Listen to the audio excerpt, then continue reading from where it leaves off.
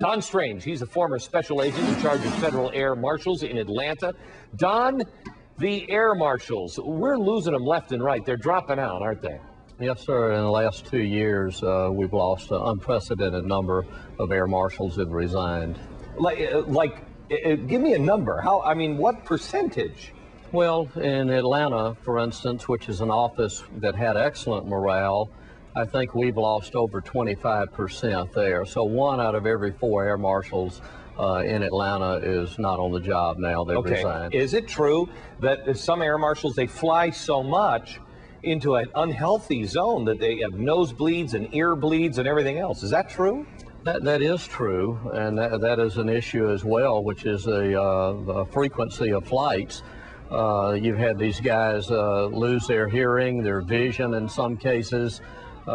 It's terrible what's been going on with them from a health standpoint. I have to tell you, I find it absolutely ridiculous the way we deal with our air marshals.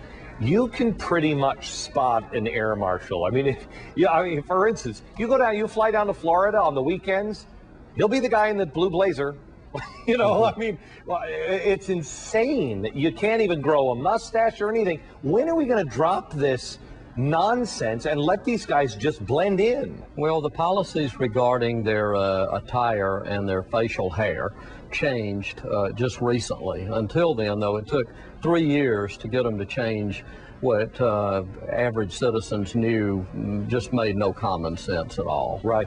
And are they trained in profiling? I mean, I'm a huge fan of El Al and their security. Are you a fan of El Al?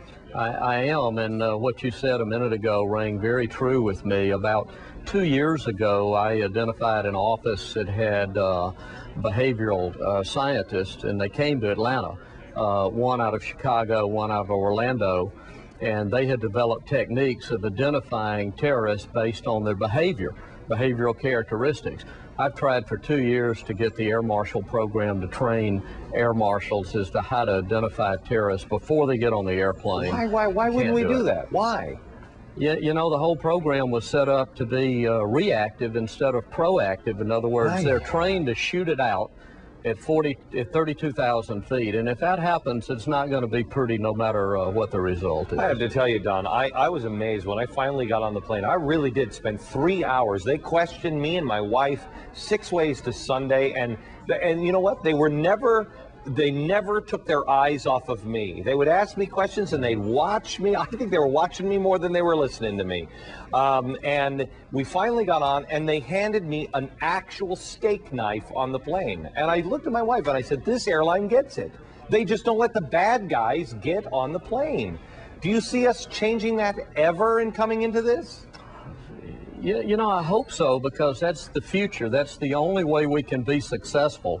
But I think the average citizen believes that air marshals are trained to look for suspicious activities and suspicious actions of terrorists before they get on the airplane, and they're shocked to find out that they've received no training in that whatsoever. When you look for people that are suspicious, I have heard, I don't know if this is true, I have heard when air marshals sit around and they look for people that don't fit in, most of the time or half of the time, they actually are spotting another air marshal. Is that true? Or some other law enforcement officer. I've done that myself. I've flown about 100 times since becoming an air marshal. Amazing. And, you know, you can eliminate the great majority of people right away on flights. Yeah. But the ones that have that 1,000-yard stare and that very serious look about them, a lot of times they turn out to be other law enforcement Don, officers. thank you for your service. I appreciate it. And that is the real story tonight.